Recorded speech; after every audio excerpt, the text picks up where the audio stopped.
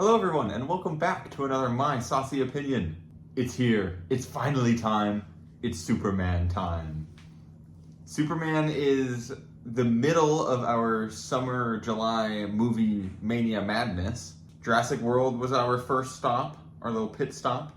Our second stop here being Superman, and third will be Fantastic Four, of course. Now, right off the bat, I can say we will probably dive into at least some spoilers here, just because we want to talk about the movie on this one. This is a big movie. We got a deep dive into it. So if you haven't seen it yet, or if you don't want anything spoiled for you, get on out of here. So Superman is obviously the first movie in the reboot of the DC movie universe. And I can say James Gunn, he came out swinging. He came out with a hard one to start. We'll go ahead and just kind of work our way through the plot here a little bit, and we can just kind of go through some things.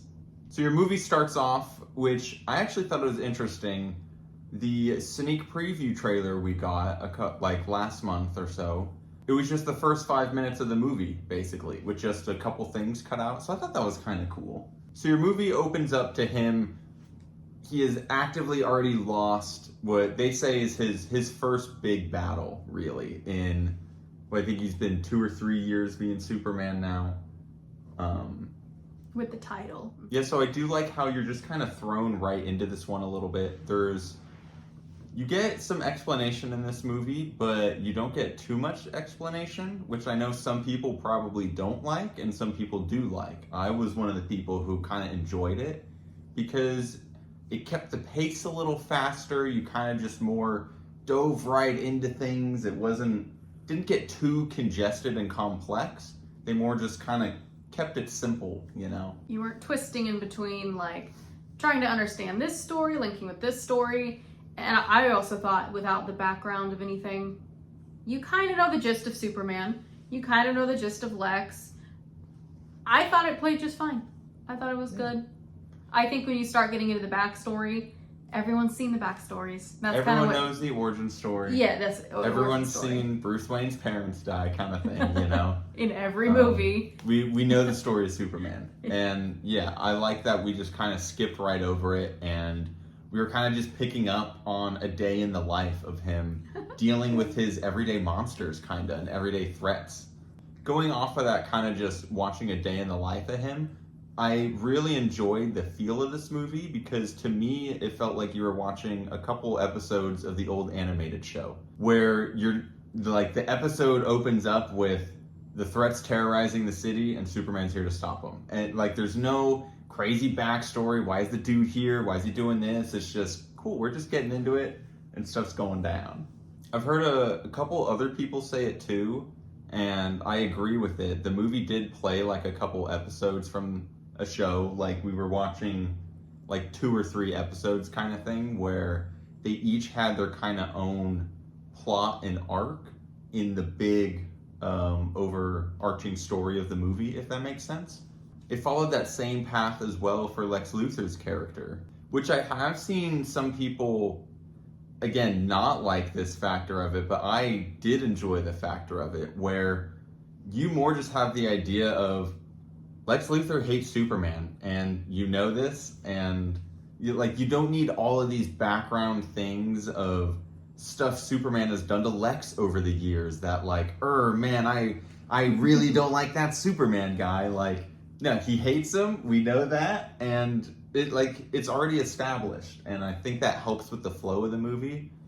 But I have seen online some people say they don't like it because they don't get why Lex Luthor hates Superman so much. Which, if you don't know the story, I get that. And so you're like, oh, this seems a little sloppy. Why is he so after this guy? But I bring up the argument, why does the Grinch hate Christmas? Like, it's implied. It's in the story. You know, going in, the Grinch is going to hate Christmas. Mm-hmm. I knew walking into this theater, Lex is gonna hate Superman. He better hate Superman. Like, I'm counting on him to be hating on him, kind of thing. And so off of that, let's go ahead and dive into the kind of main actors of this movie here. I thought your main two, Superman and Lex, amazing job here. I think it was a great choice of casting. They had some really good on-screen chemistry, even though they weren't really on screen together that much. but you could tell they still had that tension between each other. I can already tell this is a duo where I'm going to be excited when we have our Superman and Lex Luthor moments throughout the whole DC like universe per se. Like, I'm going to be excited when someone breaks Lex Luthor out of jail. I think a good way to say it is James Gunn made you want more of every little piece of this movie. So every character you got, whether that be superhero, Lex Luthor, Jimmy Olsen, every character, you wanted more of them. And you wanted, like, you're like, okay, so give me that next movie because I want to see some more of all these people playing together kind of thing. I think although we didn't get any origin stories or anything, it was still like getting a taste of everybody without having the full meal, I guess. Like, yeah. I was the one who said, like, I kind of wanted more Jimmy. I thought Green Lantern, I think that's good because it's going to lead elsewhere. But, like, yeah, give me more. Now, I have seen yesterday and today they're in talks of a possible Mr. Terrific show and a Jimmy Olsen spinoff show. I don't know how Jimmy Olsen would get his own show, but I've seen it multiple times now, so the rumor's flying. But that's a good way to put it. This movie was a good, like, appetizer to the DC universe. It's not just showing up and throwing, like, the crab boil on your plate, you know? It's giving you a couple biscuits. It's kind of working you in there. That's so good. Because I think if you did, in this term, go straight to the entree and whip out the beef welly on us, most of the audience would probably be confused and it would be too complex for them to be able to enjoy and attach emotion onto these characters. So it was that good base level of like, all right, let's plant the seed. And now that seed's planted, let's go buck wild per se. And I say that because we already have so much announced following this. Because I think it's either later this year or early next year, we have the Lantern show coming out, which is supposed to be a dark detective show about the Lanterns, like, solving some crime. Gotta be Sinestro, right? They've already wrapped filming on Supergirl, who, again, spoilers, but she showed up at the end of the movie, which, again, tying in all these ends here. We also have confirmed the rated R Clayface movie, which is currently in like pre-production. So that's where I more mean is now they're going buck wild. They say, oh, we'll throw Superman in because everyone knows Superman. And then once we like, yeah, DC's good again, you can do whatever you want. This movie did a good job of altering that story you already know of kind of that Superman General Zod, Superman clone of Superman. Like, we've seen Superman fight himself or someone of his same strength multiple times on a movie screen now, but it felt different in this movie. It was still a clone of Superman. They called him Ultraman, but he wasn't, maybe it's because he wasn't overused, and that wasn't the whole plot of the movie is there's a clone Superman. It was more, that's just one of Lex's like 6 schemes he's got going on. So you're like, fuck, I gotta deal with clone Superman while I'm dealing with Lex's big scheme and this and that. And so I think that's what kind of helped it feel different and not like you're just rewatching the same thing with different actors, if that makes sense.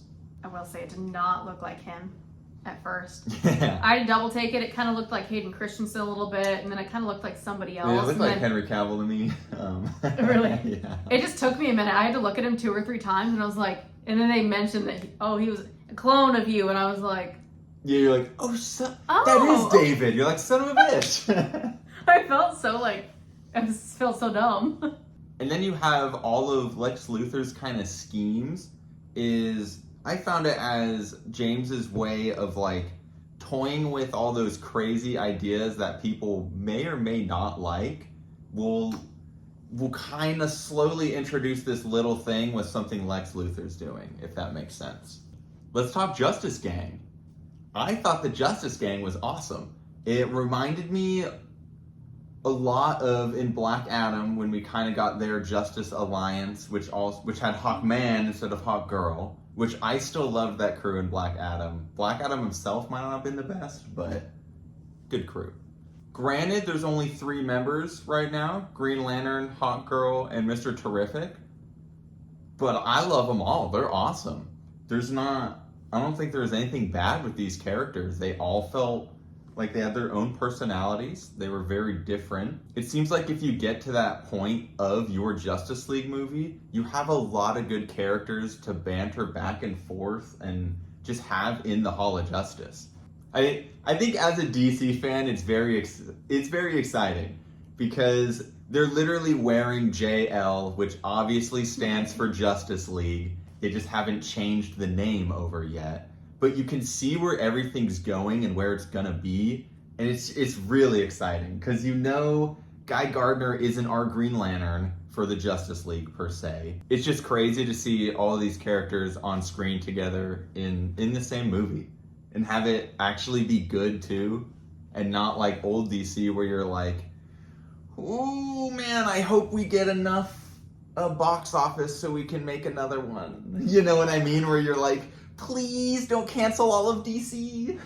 Like, we know we're getting more. I will say, I think this movie suffered a little bit from not having it kind of had a final fight, but there was no kind of final confrontation between Superman and Lex Luthor. It was a confrontation between all of Lex Luthor's little schemes he has going on. So Superman stops all the schemes, basically, in then turn, Lex Luthor is done and defeated, where as a big DC fan, I want to see like Mecha Lex Luthor with his kryptonite. Like I want to see some, not battles, but I want more of Lex Luthor. They didn't come face to face like at all most of the whole movie until the end. Every time they're face to face, you're loving it. It's so tense. You're like, what's gonna happen? He flies through the office when he figures out Crypto has been taken. Oh, like that was another that whole scene is like, whoa, like shit like that. Okay, like yeah, Superman, I'd do the same shit. Like pummel him into the ground. Again, my inner DC getting excited.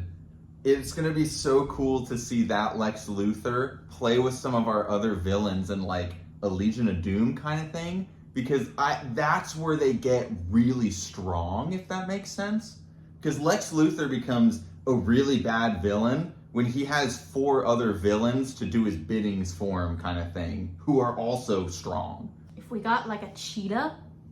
Whoa, yeah, a good cheetah. It would be hard to do because they already tried in the latest Wonder Woman and it failed terribly. With what was it? Kristen Wiig was cheetah or something. I think so. Nothing against Kristen Wiig, but I don't know if she's like DC supervillain material. But yeah, that's okay. Conversation for another day. Well, clearly I forgot about it. So. More new characters on screen. The movie did a great job of introducing Metamorpho into the universe. An unused character who is ridiculously powerful and strong. And they did a great way of kind of showing him off and what he can do. Again, without literally explaining to you, hey, this guy can make any element and make this and do this. He just does it. And you go, hey, he can make kryptonite out of his hand. Boom, done. Like, there's not some 10-minute thing on, like, it's very simple, and I think that's why I liked it so much. Metamorpho looked really good. He was his classic comic book look with his, he's chopped into like 4 colors and 4 different elements. It looked great. I saw some people say that Lex wasn't evil enough and maybe not enough of like a psychopath in some of his tendencies. But I think he was almost like, I thought he was just the right amount though. He was literally sacrificing Metropolis just to get Superman's attention. He said, yeah, let's split a rift in the universe just because I want him to fly over in my direction. Like, that's some pure, like, psycho Lex shit, Like, that's pure evil. Not caring that you're splitting the world in half just because you're like, hey, Superman, look at me. Like, that's some good evil right there. Okay, I think that's a good little overview we've done here. I think it's time to dive into the Saucy Opinion. It is time. I don't know if she feels this way, but I'm 100% putting this one at extreme, all the way at the top. I don't know if I would feel right putting it at any other level. it did so many things great. I can't find not anything wrong with the movie, but I'm grabbing to find my issues with the movie, and that's usually when I put them at extreme. Is I like, well, shit, there's nothing wrong. You know what I mean? It had everything I wanted and more, and now I want more. Yeah. Yeah, this had everything you kind of wanted and needed from your first DC movie in the universe here. I know I like grew up with DC, so I love it a little extra. I wanted to ask how you felt about the movie not being some major DC fan who knew, not the characters, but like, you know the world already and what could come, what is to come, what's, you know. I know minimal amounts. So I watch like Super Friends and then the Justice League, and then I've seen Smallville, so I know like Superman and everything. I liked the Justice Gang. Justice Gang. Because I think they use some smaller characters to help kind of lead us to something that could be bigger down the line. I followed the story. I still enjoyed it. I thought like there were a couple moments in the movie where I was like, okay, it's pretty epic, I can't lie. And then really there weren't many slow spots, I guess. When you really think about it, it wasn't really slow. There wasn't anything that you start to question. So I don't know if I'd give it an extreme, but I couldn't tell you why. Like you said, there's not a whole lot that I could say was wrong with it or that I didn't like. But I just don't think, oh, here you go, I didn't cry. And maybe I should have at 1 or 2 points, but I didn't shed a tear.